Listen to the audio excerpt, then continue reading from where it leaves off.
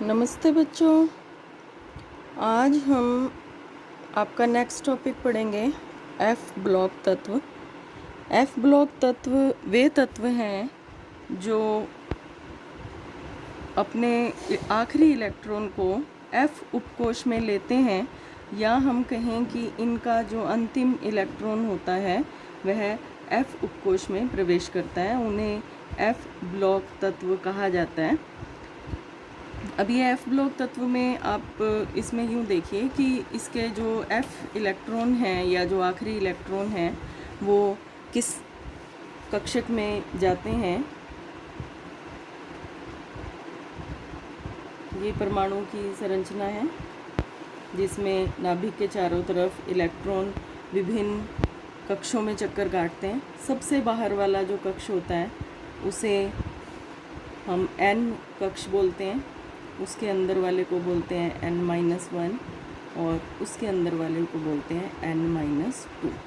तो ये जो f ब्लॉक एलिमेंट्स हैं ये अपने आखिरी इलेक्ट्रॉन को n-2 उपकोष में लेते हैं। इसमें n-2 कक्ष के अंदर लेते हैं, n-2 f के अंदर लेते हैं। ये इसका मतलब ये हुआ कि जो आखिरी कोश होगा उससे दो अंदर वाले कोश के अंदर एफ उपकोष के अंदर इलेक्ट्रॉन भरे जाते हैं।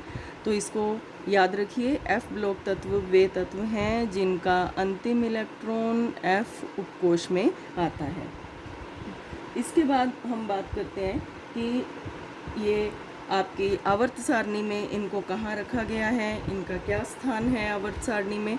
तो देखिए, आवर्त सारणी में आपके इस प्रकार से इनको रखा गया है।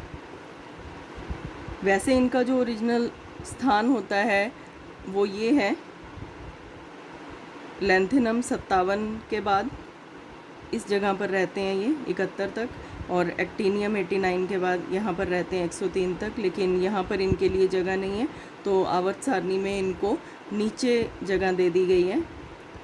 दोनों एफ ब्लॉक की दो श्रेणियाँ हैं, दोनों को नीचे जगह दे दी गई है।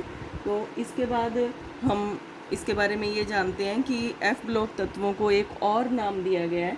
इन्हें कहा जाता है दुर्लभ मृदा तत्व। एक तो एफ ब्लॉक तत्व हो गए क्योंकि इनका आखिरी इलेक्ट्रॉन एफ उपकोष में जाता है, और दूसरे हैं दुर्लभ मृदा तत्व। दुर्लभ मृदा तत्व इन्हें क्यों कहा जाता है?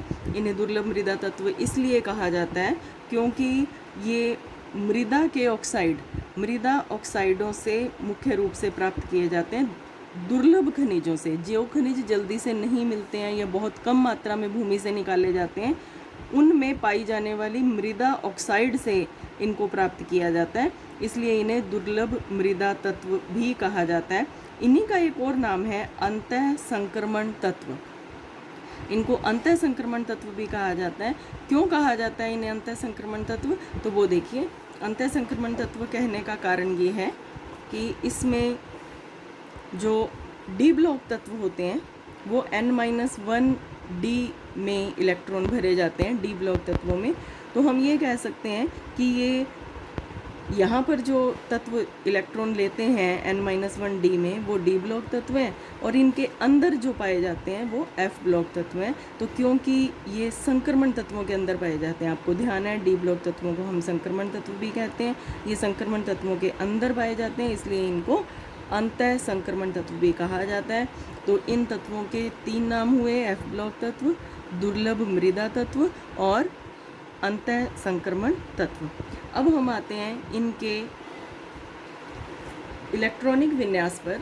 जो एफ ब्लॉक तत्वों का सामान्य इलेक्ट्रॉन विन्यास है वो ये है, आपसे प्रश्न पूछा जाता है अक्सर परीक्षा में।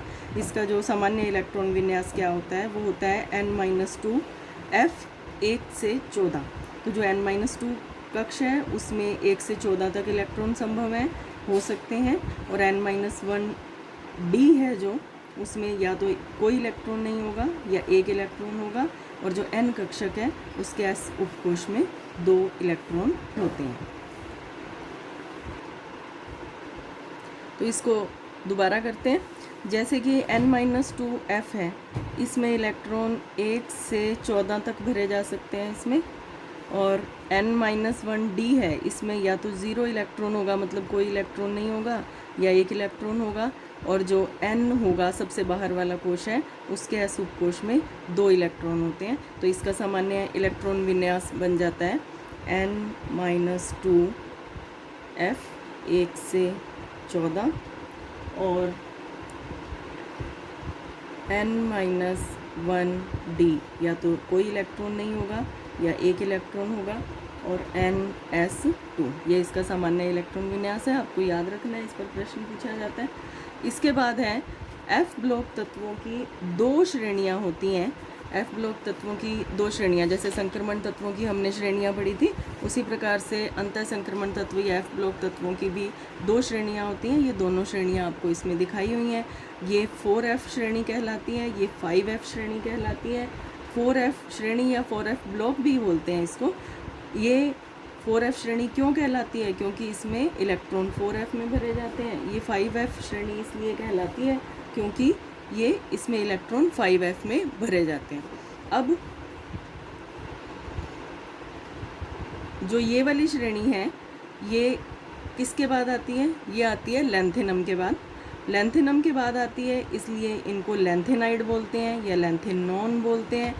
ये वाली जो श्रेणी है, दूसरी श्रेणी 5f श्रेणी, ये एक्टिनियम के बाद आती है, इसलिए इन्हें एक्टिनॉइड या एक्टेनॉन बोलते हैं। दोनों श्रेणियों में 14 तत्व पाए जाते हैं। ये बात भी अब आपको ध्यान रखनी है। आप जानते हैं कि जो f उपकोश होता है, f उपकोश में 7 कक्षक होते हैं। f उपकोश में 7 कक्षक होते हैं और प्रत्येक कक्षक की मैक्सिमम कैपेसिटी 2 होती है, इसलिए इसमें अधिकतम 14 इलेक्ट्रॉन आ सकते हैं। तो इसलिए F श्रेणी में या F ब्लॉक तत्वों की प्रत्येक श्रेणी में 14 तत्व होते हैं।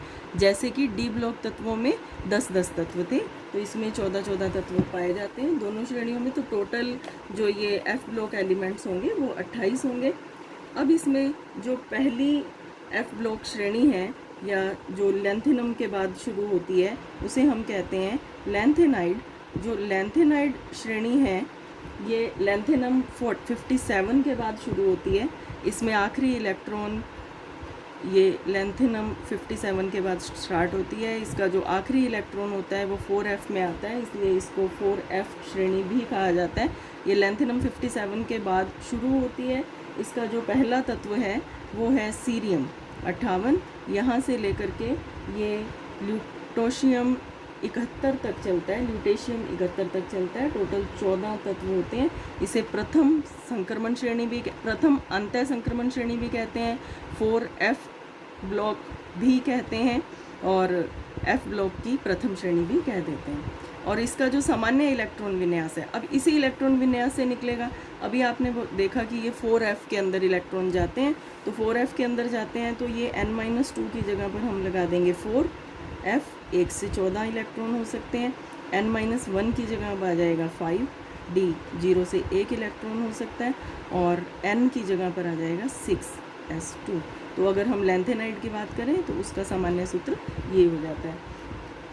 और लैंथेनाइड्स को सामान्य अपने कॉमन जो इसको सिंबल दिया गया है वो Ln दिया गया है, लैंथेनाइड या लैंथेनॉन दिया गया है।